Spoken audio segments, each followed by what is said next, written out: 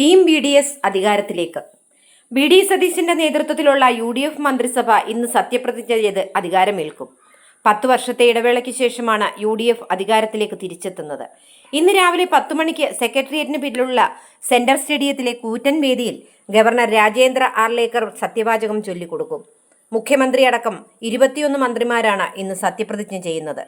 മന്ത്രിമാരുടെ പട്ടിക ഞായറാഴ്ച വൈകിട്ട് 5 മണിക്ക് ലോക്ഭവനിലെത്തി BD സതീശൻ കൈമാറി. വകുപ്പുകൾ സംബന്ധിച്ച പട്ടിക സത്യപ്രതിജ്ഞയ്ക്ക് ശേഷം സതീശൻ ഗവർണർക്ക് കൈമാറും. 1982 K കരുണാകരൻ സർക്കാരിന് ശേഷം UDFന്റെ മുഴുവൻ മന്ത്രിമാരും ഒരുമിച്ച് സത്യപ്രതിജ്ഞ ചെയ്യുന്നു എന്നതും ടീം BDSന്റെ സവിശേഷതയാണ്.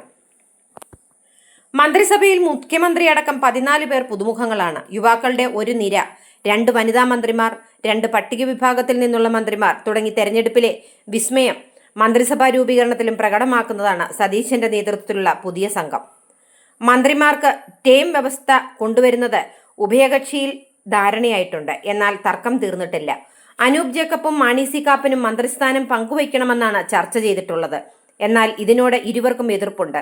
ഇന്ന് അനൂപാണ് സത്യപ്രതിജ്ഞ ചെയ്യുന്നത്. മുസ്ലിം ലീഗും പാർട്ടിക്കുള്ളിൽ വീതം വയ്പ് നടത്തും. 2.5 വർഷത്തിന് ശേഷം പാറയ്ക്കൽ അബ്ദുള്ള മന്ത്രിയാകും. ആരെയാണ് മാറ്റുക എന്നത് പിന്നീട് തീരുമാനിക്കുമെന്ന് പാണക്കാട് സാദിഖ് അലി ശിഹാബ് തങ്ങൾ അറിയിച്ചിരുന്നു.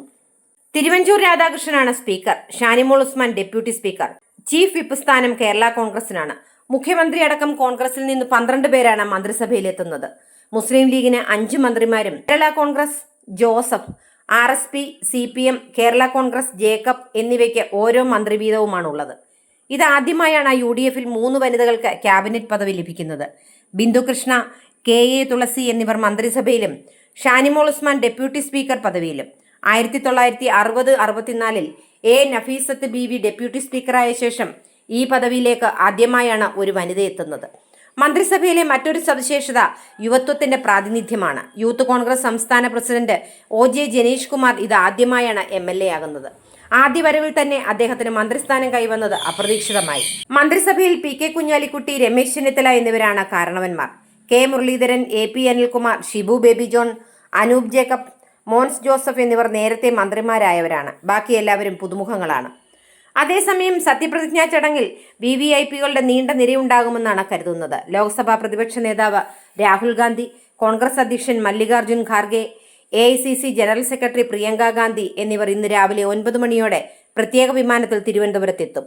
വെള്ളിയാഴ്ച രാവിലെ ആലപ്പുഴയിലേക്ക് മടങ്ങിയ AICC general secretary KC Venugopal രാവിലെ എത്തും.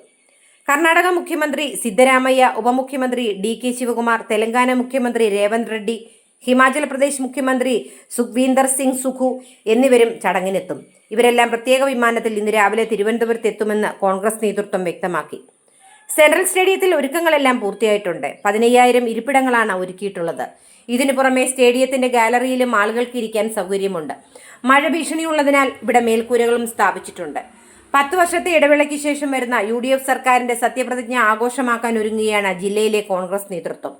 വിവിധ കേന്ദ്രങ്ങളിൽ കോൺഗ്രസ് മണ്ഡലം കമ്മിറ്റികളുടെ നേതൃത്വത്തിൽ മധുര പായസ വിതരണം ഉണ്ടാകും. സത്യപ്രതിജ്ഞാ ചടങ്ങിന് നേരിട്ട് സാക്ഷ്യം വഹിക്കാൻ കഴിയാത്തവർക്കായി നഗരത്തിന്റെ വിവിധ ഭാഗങ്ങളിൽ കൂറ്റൻ സ്ക്രീനുകളും കോൺഗ്രസ് കമ്മിറ്റികളുടെ നേതൃത്വത്തിൽ സ്ഥാപിക്കുന്നുണ്ട്. പ്രവർത്തകർക്ക് ചടങ്ങിൽ പങ്കെടുക്കാൻ വാഹന സൗകര്യവും ക്രമീകരിച്ചിട്ടുണ്ട്.